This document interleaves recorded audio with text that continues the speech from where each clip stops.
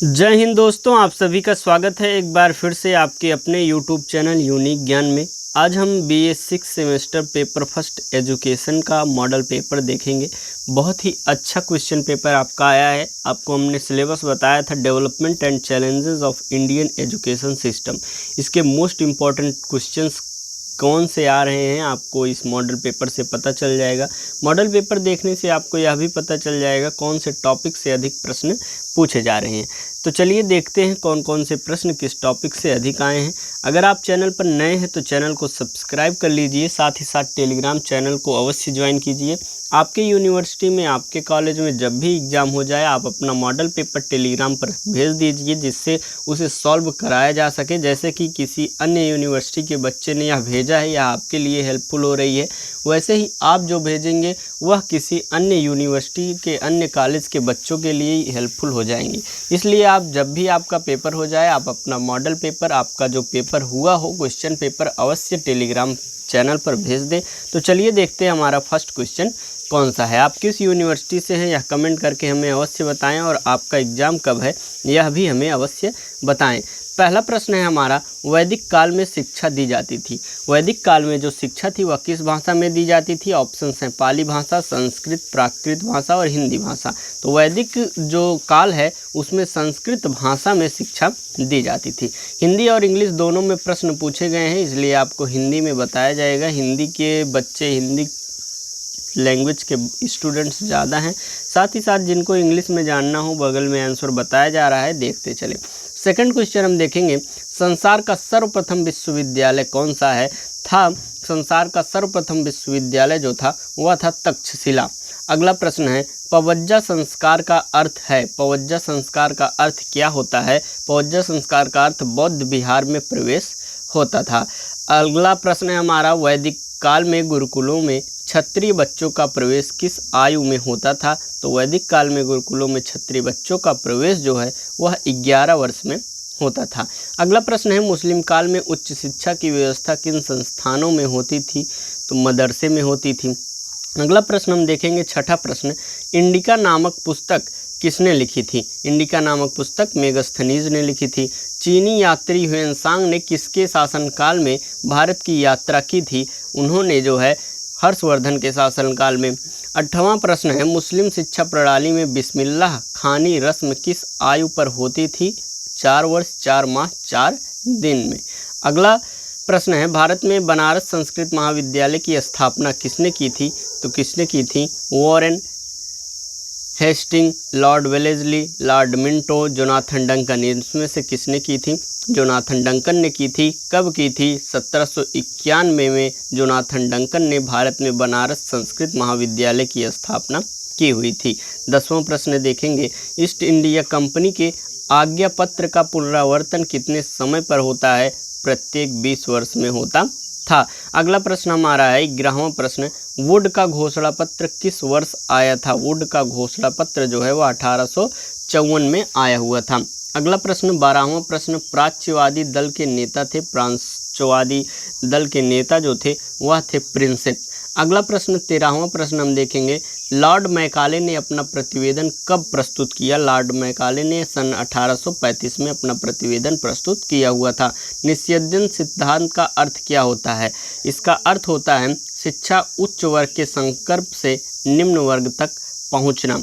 अगला प्रश्न 15वां प्रश्न है, मैकाले के विवरण पत्र 1813 में निम्नलिखित धारा की व्याख्या की गई थी। किस धारा की? धारा 43 की व्याख्या की गई थी। अगला प्रश्न 16वां, वुड के घोषणा पत्र में निम्नलिखित सिद्धांत को अपनाया गया। कौन से सिद्धांत को अपनाया गया? सार्वजनिक शिक्षा सिद्धांत को अपनाया गया। अगला प्रश्न है 1854 के आज्ञा पत्र में किस विश्वविद्यालय को आदर्श मानकर विश्वविद्यालयों की स्थापना की बात की गई? ऑक्सफोर्ड विश्वविद्यालय। अगला प्रश्न हमारा है 18वां प्रश्न, भारतीय शिक्षा आयोग गठित किया गया। यह कब गठित किया गया? फरवरी 1882 में गठित किया गया। 19वां प्रश्न है, प्राथमिक शिक्षा को स्थानीय निकायों को सौंपने का सुझाव किसने दिया था? विलियम हंटर ने दिया था। 20वां प्रश्न है, गोखले ने केंद्रीय धारा सभा के समक्ष अनिवार्य शिक्षा का प्रस्ताव रखा था 1910 में। 21वां प्रश्न है, सैडल आयोग की संस्तुतियाँ थी। सैडलर आयोग की संस्तुतियाँ क्या थी? वह थी उच्च शिक्षा हेतु।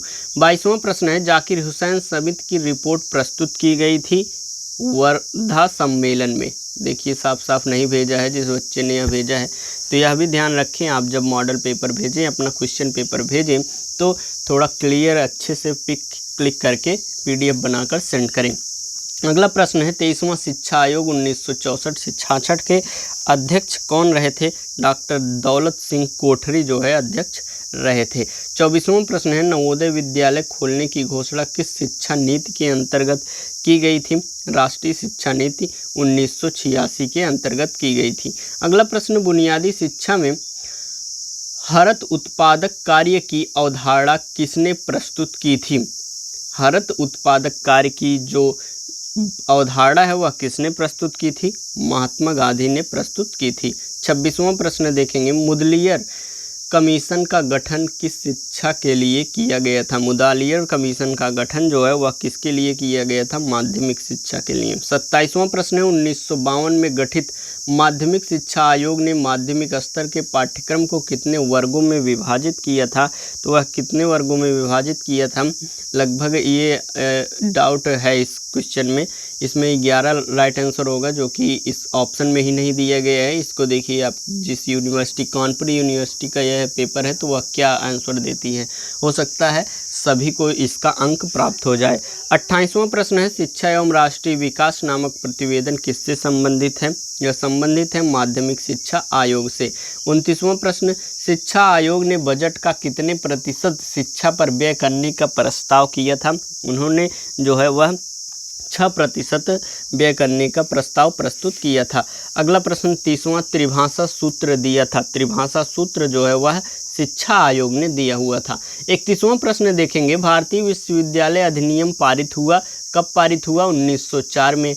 32वां प्रश्न है, ग्रामीण विश्वविद्यालय की स्थापना का सुझाव किस आयोग ने दिया था? विश्वविद्यालय शिक्षा आयोग ने दिया था।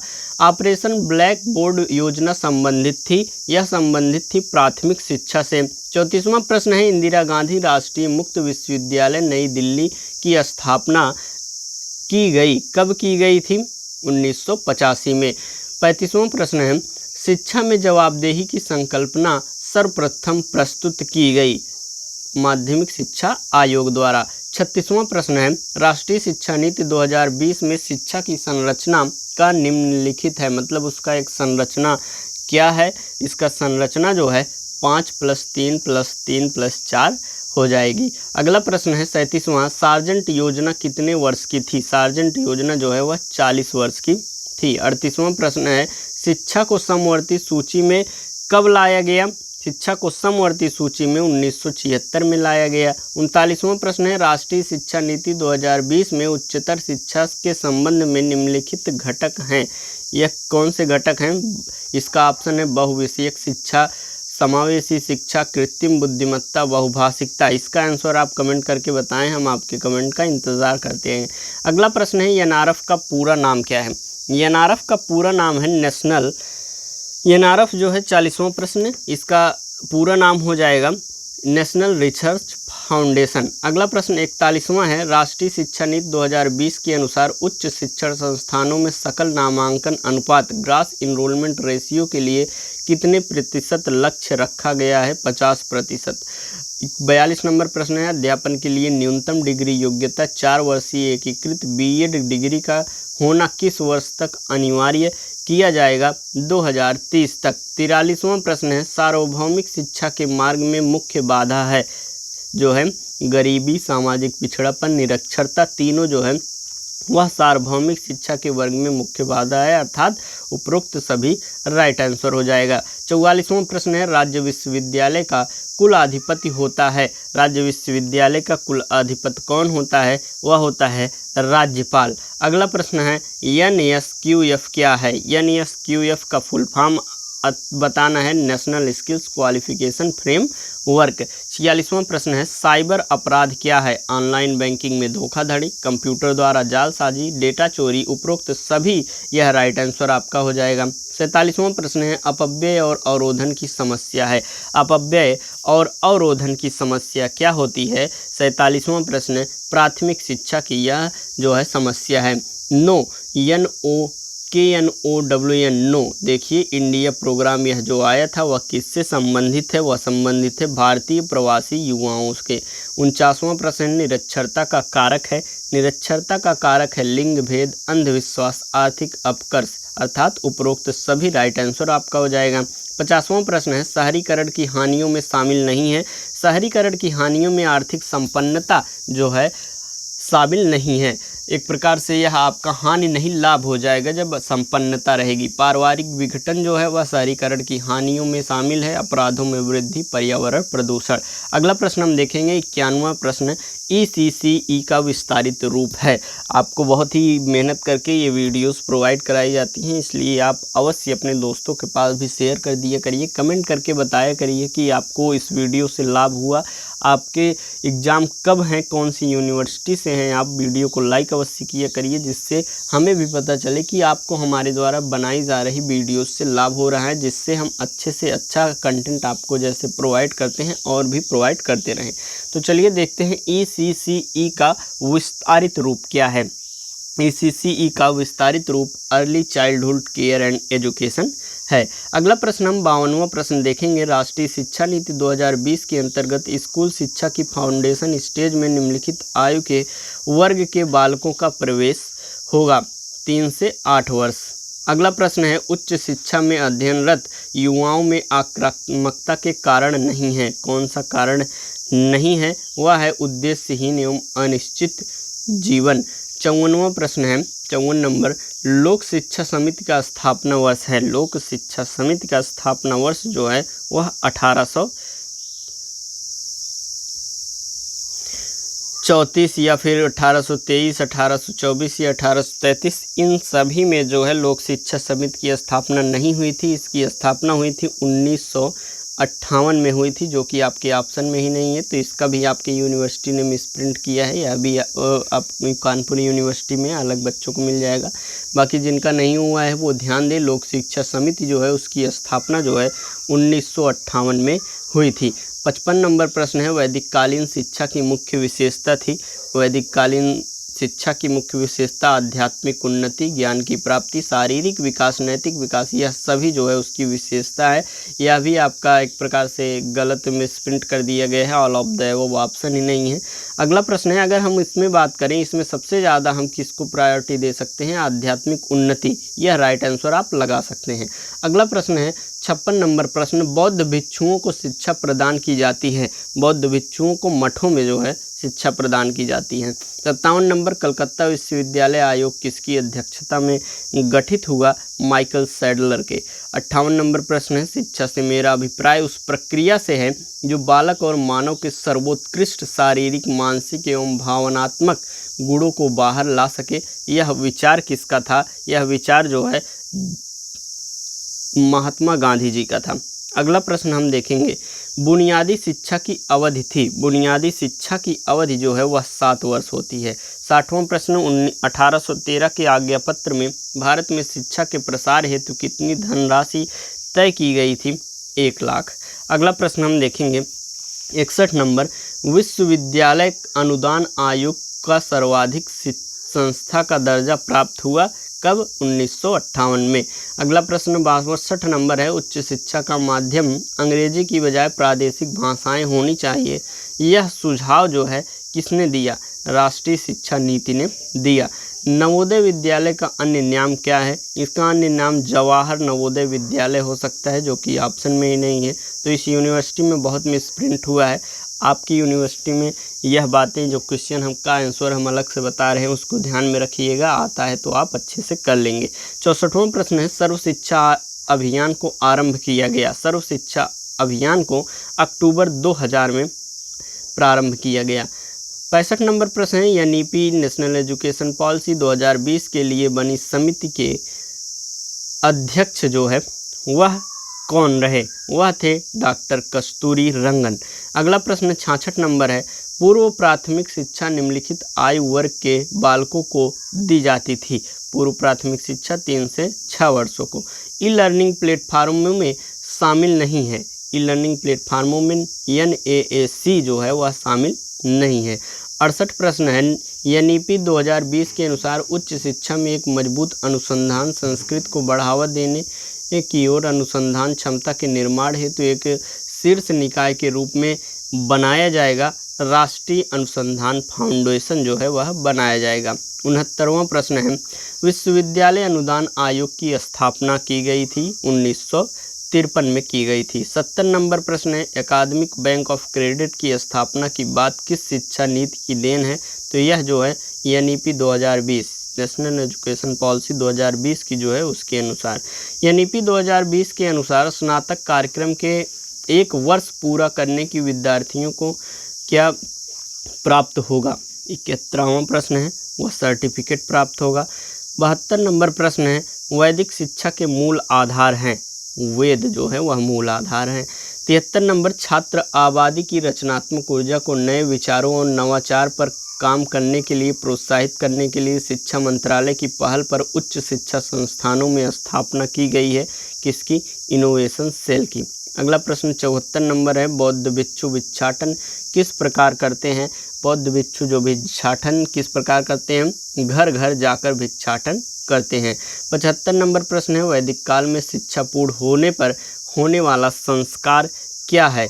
कौन सा संस्कार है? समापवर्तन संस्कार। अगला हम देखेंगे 76 नंबर प्रश्न, शैक्षिक ढांचा 10 धन 2 धन 3 का सुझाव दिया गया था। कब दिया गया था? काठोरी आयोग द्वारा दिया गया था, कोठारी आयोग द्वारा। 77 नंबर प्रश्न है, भारतीय शिक्षा व्यवस्था की मुख्य समस्या है। भारतीय शिक्षा व्यवस्था की जनसंख्या वृद्धि, शिक्षा लागत में वृद्धि, बुनियादी ढांचे में कमी जो है, यह सभी मुख्य समस्याएं, अर्थात उपरोक्त सभी आपका राइट आंसर हो जाएगा। 78 नंबर प्रश्न है, निःशुल्क और अनिवार्य शिक्षा का अधिकार अधिनियम 2009 लागू किया गया। यह कब लागू किया गया? 1 अप्रैल 2010 को लागू किया गया। 79 नंबर प्रश्न है, भारत में उच्चतम न्यायालय के द्वारा ट्रांसजेंडर को तृतीय जेंडर के रूप में पहचान मिली। यह कब मिली? 15 अप्रैल 2014 को मिली। 80 प्रश्न है, 80 नंबर, व्यावसायिक निर्देशन की आवश्यकता है। व्यावसायिक निर्देशन की आवश्यकता व्यक्तिगत भिन्नताओं की दृष्टि से, व्यावसायिक भिन्नता की दृष्टि से, पारिवारिक एवं व्यावसायिक जीवन में सामंजस्य स्थापित करने हेतु, अर्थात उपरोक्त सभी राइट आंसर आपका हो जाएगा। 81 नंबर प्रश्न है, ज्ञान आयोग कब स्थापित किया गया? ज्ञान आयोग 2005 में स्थापित किया गया। मौलिक अधिकार संविधान के किस भाग में है? तो वह है अनुभाग 3 में। 83 नंबर प्रश्न है, स्कूल शिक्षा से संबंधित सभी जानकारी प्रदान करने हेतु देश भर के 15 लाख स्कूलों को जोड़ने के लिए शिक्षा मंत्रालय द्वारा शुरू किया गया पोर्टल कौन सा है? तो वह पोर्टल है दीक्षा पोर्टल। अगला प्रश्न है 84 नंबर, समावेशी शिक्षा को बढ़ावा देने के लिए निम्नलिखित में से कौन सा महत्वपूर्ण नहीं है? कौन सा महत्वपूर्ण नहीं है? वह है शिक्षक की सामाजिक आर्थिक स्थिति। 85 नंबर प्रश्न है, इंटरनेट, गैजेट्स और मीडिया के सुरक्षित उपयोग में क्या क्या शामिल है? उसमें शामिल है सोशल मीडिया पर व्यक्तिगत विवरण साझा नहीं करना। 86 नंबर प्रश्न है, पर्यावरण अध्ययन जो है जिसे बढ़ावा नहीं देता है, किसे बढ़ावा नहीं देता है? पर्यावरण अध्ययन जो है वह परिभाषाओं को याद करने को बढ़ावा नहीं देता है, करके सीखने को बढ़ावा देता है, पूछताछ और जांच पड़ताल का और बहुत सवाल पूछने को बढ़ावा देता है। अगला प्रश्न 87 नंबर, राष्ट्रीय शिक्षा दिवस कब मनाया जाता है? 11 नवंबर को मनाया जाता है। 88 नंबर प्रश्न है, शिक्षा का अधिकार संविधान के किस अनुच्छेद में दिया गया है? 21A में दिया गया है। प्रौढ़ शिक्षा का मुख्य उद्देश्य क्या है? प्रौढ़ शिक्षा का मुख्य उद्देश्य जो है वह क्या है? वह है वयस्कों को व्यक्तिगत विकास के साथ साथ साक्षरता हासिल करने के लिए मदद करना। अगला प्रश्न 90 नंबर है, स्कूली छात्रों के नामांकन और ड्रॉप आउट दर, स्कूलों में शिक्षकों की संख्या और शौचालय, भवन और बिजली जैसी अन्य बुनियादी सुविधाओं पर जानकारी प्रदान करना, यह किसके द्वारा शुरू किया गया है? यह शुरू किया गया है UDISE प्लस के द्वारा, UDISE प्लस के द्वारा यह शुरू किया गया है। 91 नंबर प्रश्न है, स्कूलों में कार्य अनुभव कार्यक्रम आयोजित करने का सुझाव दिया, यह सुझाव दिया था कोठारी कमीशन ने 1964 में।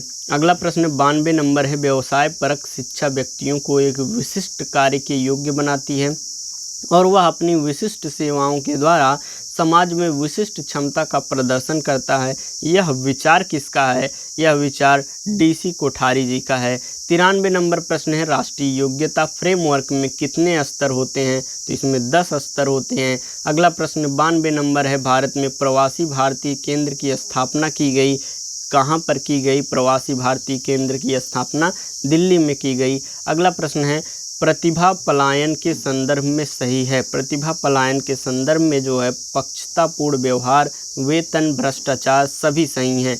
96 नंबर प्रश्न है, माध्यमिक शिक्षा पुनर्गठन समिति के अध्यक्ष कौन हैं?